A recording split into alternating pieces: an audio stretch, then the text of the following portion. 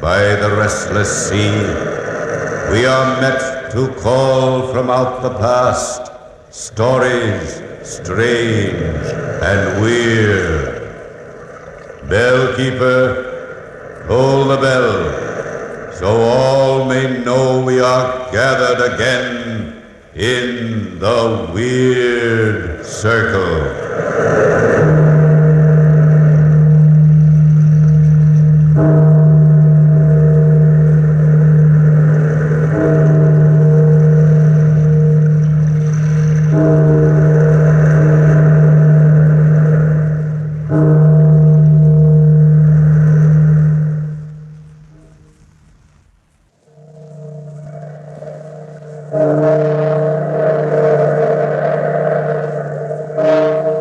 Out of the past, phantoms of a world gone by, speak again the immortal tale, the Great Plague.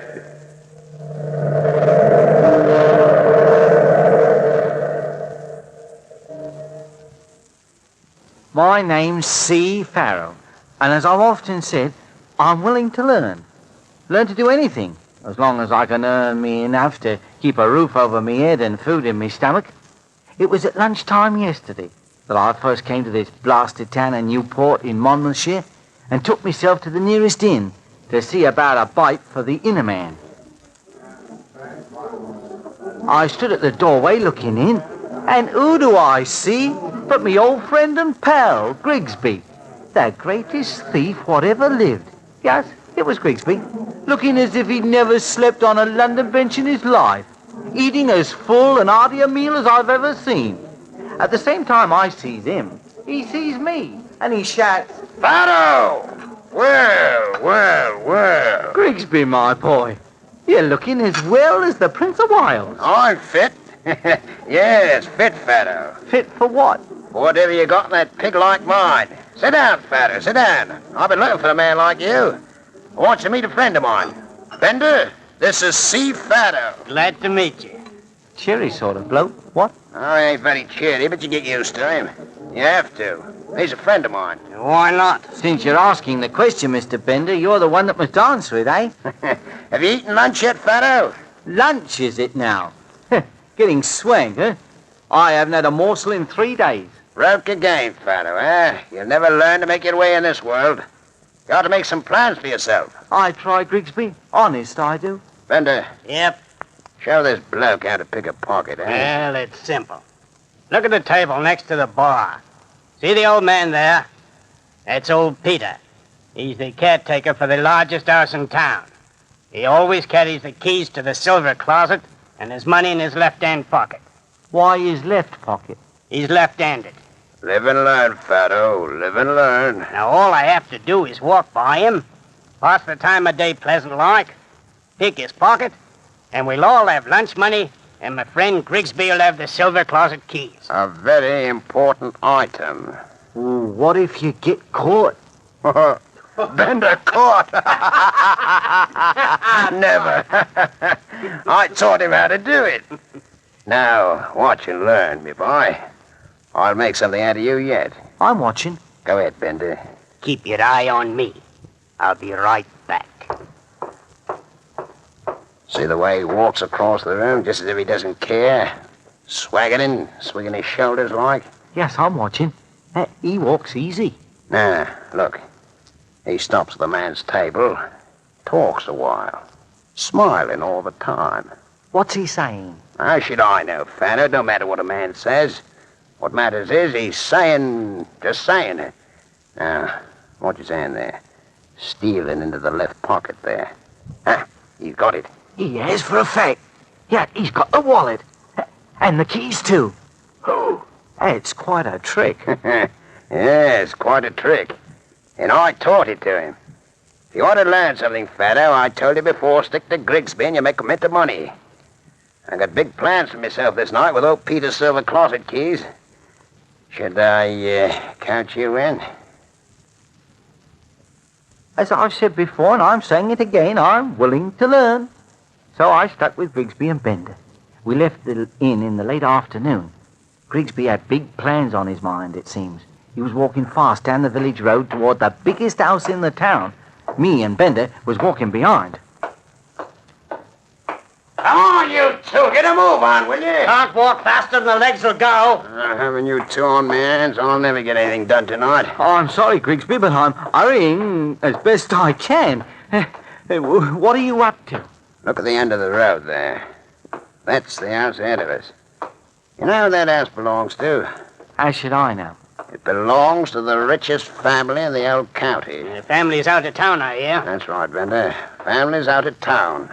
And the only person living there is old Peter and his young granddaughter, Evie. Imagine. Old Peter alone with a young child. Yes, imagine.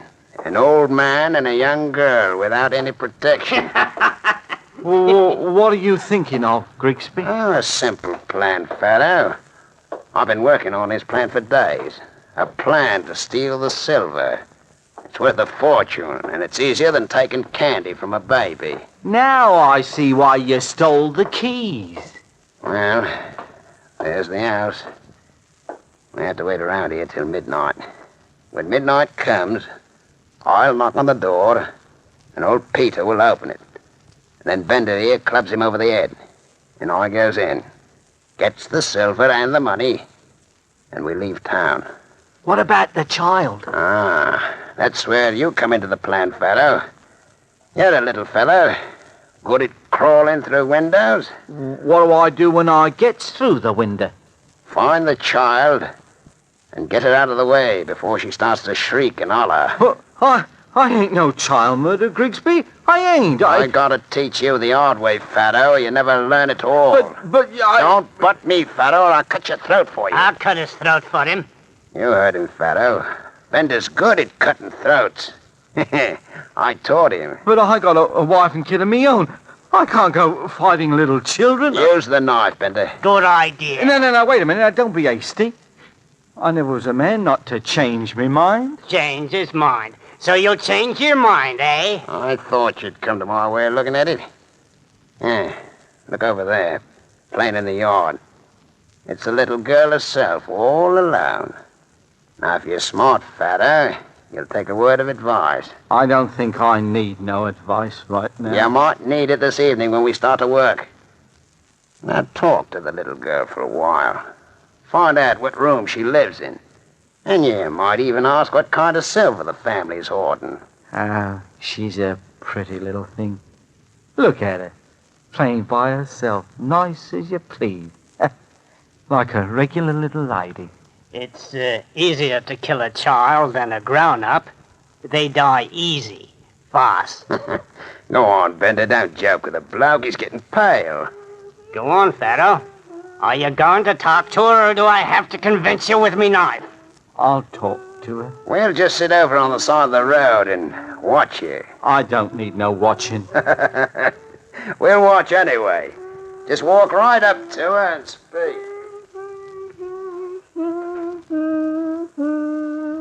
Hello, little girl. Who are you? Who am I?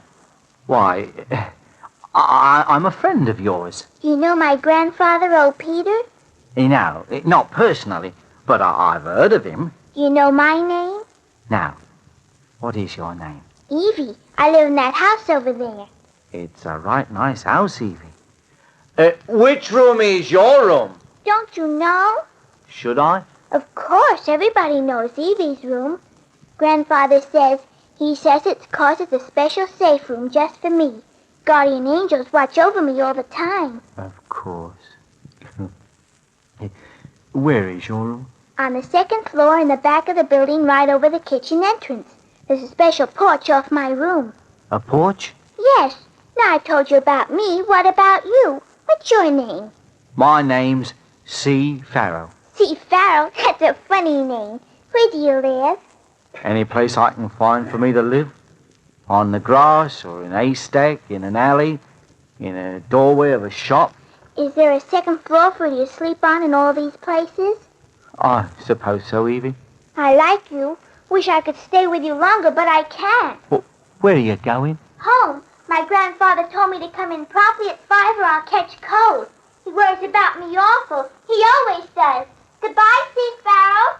Goodbye, Evie. Bye. Bye. Bye.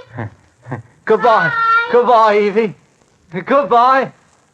Ah, pretty little gal she is. Nice work, Farrell. Quite nice work. If I say so myself, I couldn't have done a better job. One would almost think the little girl liked you. One would, eh?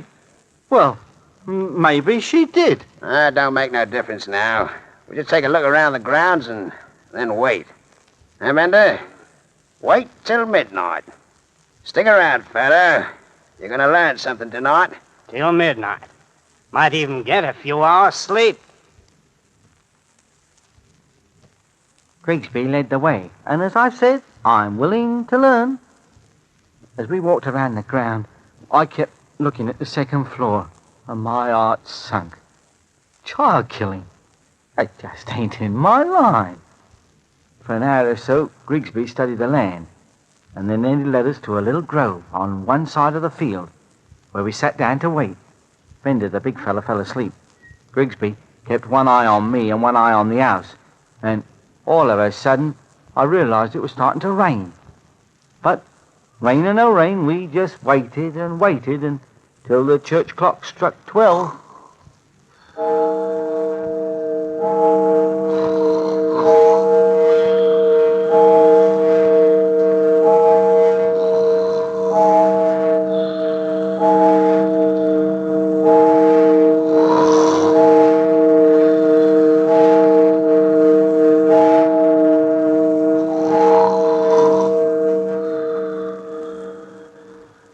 Bender was fast asleep when Grigsby said, Bender. Hey, Bender, wake up. It's midnight now. Midnight. So soon. Blast me if it ain't raining. "It's been raining for hours. We ought to forget the old thing." We ain't forgetting nothing. Come on, Farrell. Get on your feet and get a move on. Oh, I'm on my feet. Ready, Bender? I'm right behind you, Grigsby. Well, follow me, both of you. The ground is wet, Grigsby. Not a night to do this job. I'm superstitious about the rain. Shut up. Well, I am.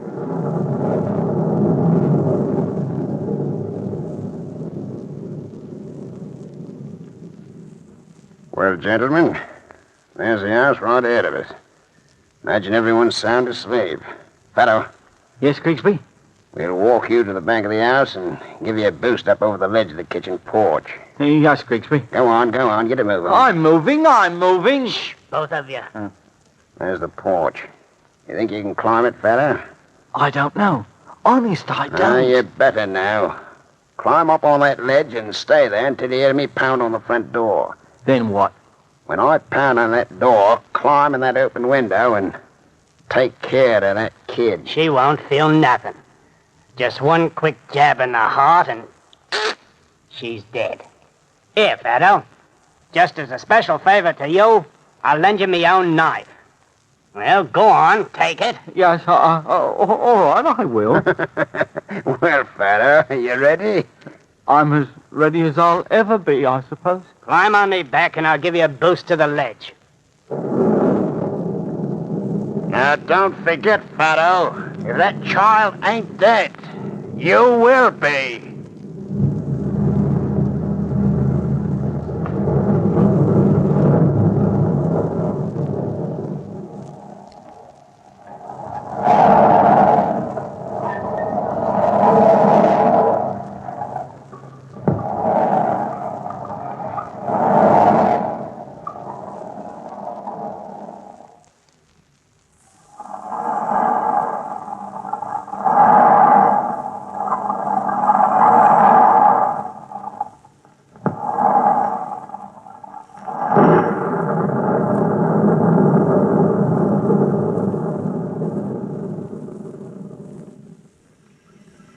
Bender kneeled down, and Grigsby helped me stand on the big man's back. I grasped one pole of the porch, which was just beneath the child's window, and then, pulling myself up inch by inch, I climbed from the ground to the roof of the porch. The pole was wet and slippery, and my fingers were cut by splinters when I reached the porch. Panting and breathless, I just crouches there, waiting. I see Grigsby and Bender walk slowly around to the front of the house. Then I notice the window right in front of me eyes, with little white curtains blowing back and forth, and it brings a tear to my eye. Then I notice a little white bed inside the room, but the room's too dark and I can't see the child nowhere. It seems to me the whole world's quiet and my breathing's as loud as an elephant's. When I hears... Open up, old man! Open up! I'm telling you to open up the door! Wake up, old Peter, wake up!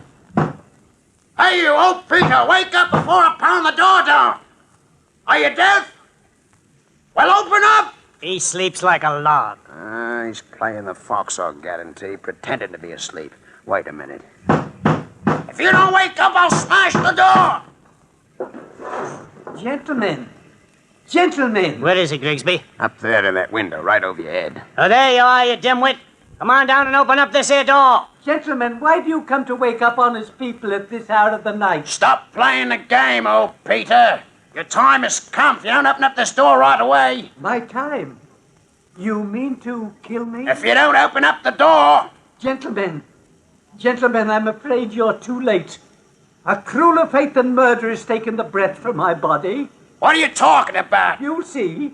I'll open up the door, but you'll wish to heaven you'd never visited this house. I'll be right down. What's he talking about, Grigsby? I'm not quite sure, Bender. Not quite sure. I wonder how that fool Farrell's done. Oh, he's done his job. Find out Farrell.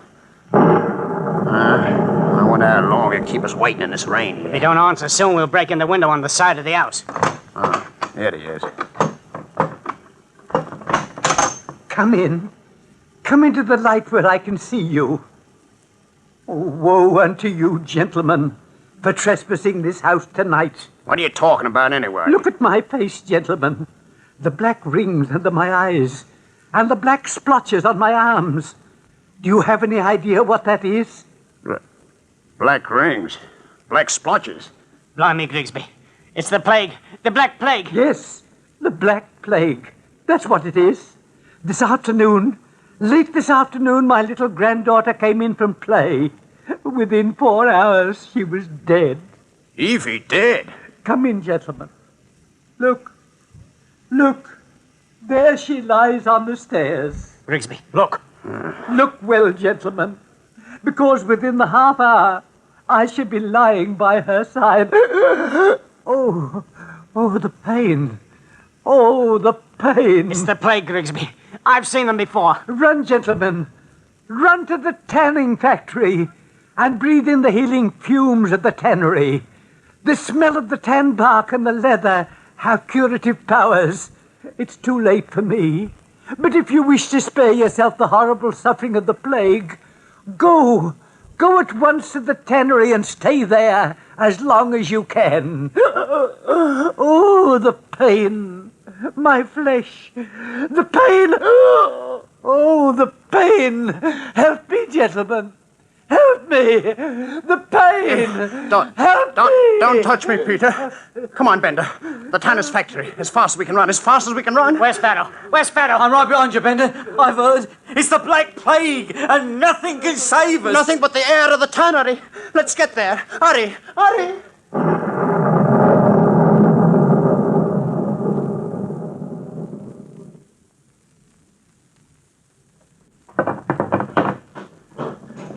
Bender. Aye.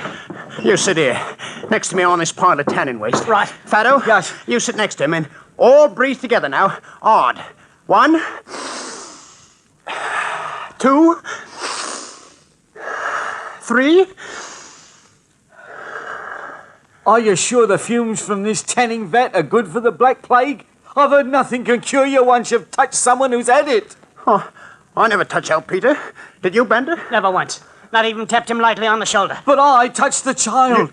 You? Yes, and right after that, I touched Bender. Remember Bender? Then I must have it too. Look at me, Grigsby. How do I look? Not so well, as a fact. I don't feel well either. Not well at all. Your face does look sort of, wouldn't you say, bloated, Grigsby? I've got it. I've got the plague. That's what I've got. If Farrell must have it too. But nobody touched me. Nobody. Nobody, Bender. I'm still all right. You won't be for long, Grigsby. What are you talking about? I'm going to die. But you ain't going to live. You got us into this. I'll rub my hands on your face. That's what I'll do. Rub my hands on your face. No, you don't, you. Give me that knife, Farrell. Here you are, Grigsby. Don't give it to him, Farrell. I got it now. And if you come near me, Bender, you know what'll happen to you. What's the difference now? The plague or the knife makes no difference to me either way. Stay away from me! I won't stay away from you, Grigsby. My hands are covered with a disease and it'll soon be on your face. You pig, you dog! I'll teach you! You'll teach me what? The knife! The knife! Don't you...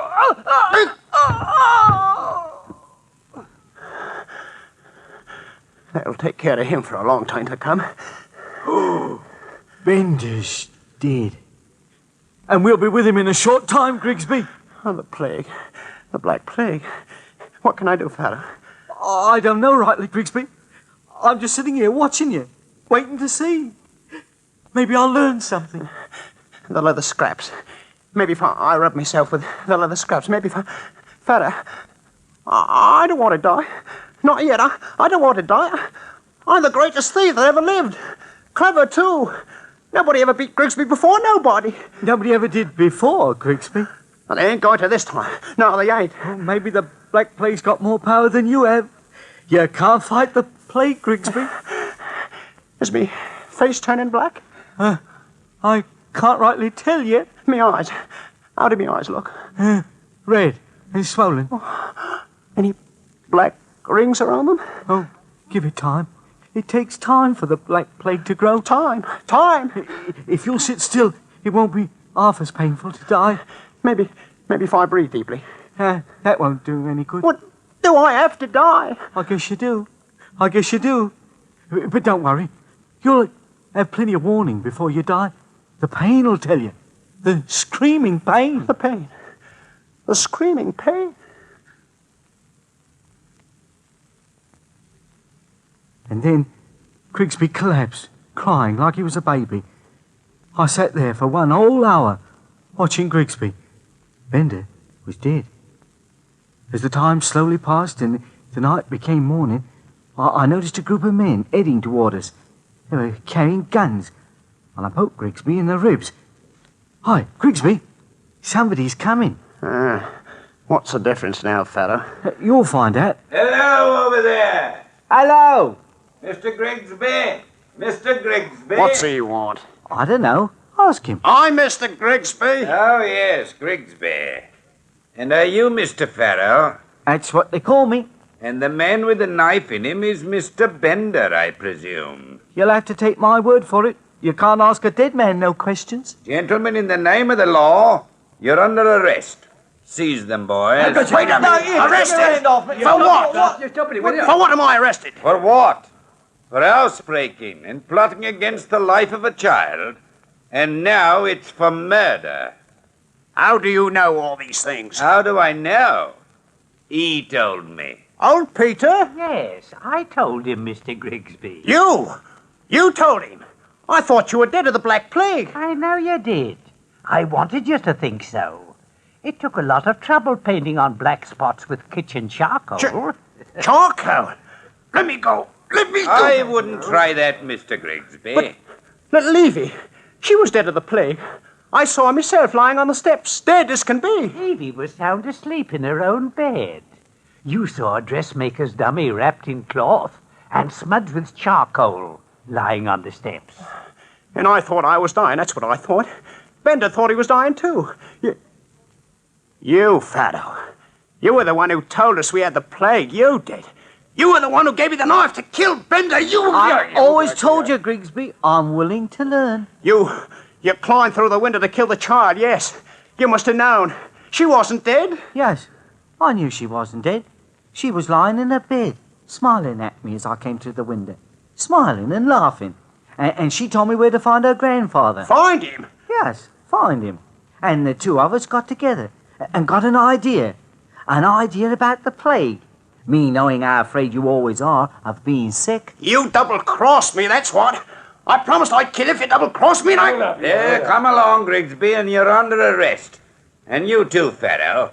Take them away, boys. Mr. Officer, don't take Mr. Farrell away. See, Farrell's my friend. I don't think there's any charge against Farrell, Mr. Officer. I'll kill Come on, Grigsby. There's a nice jail cell waiting for you. I'll get you for this someday, Farrell, that I will. Drag them away, boys, and don't waste any more time with him.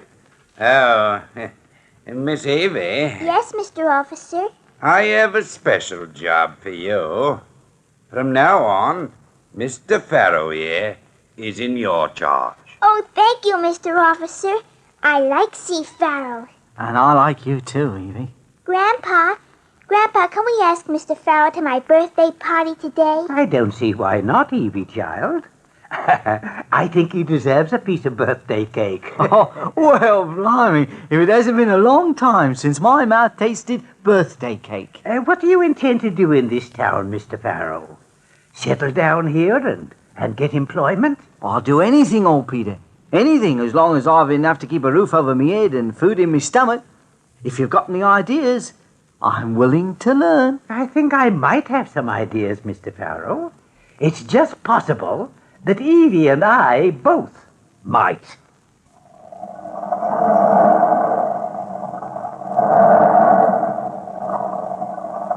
From the time-worn pages of the past, we have brought to you the immortal tale, The Great Plague. Bellkeeper, toll the bell.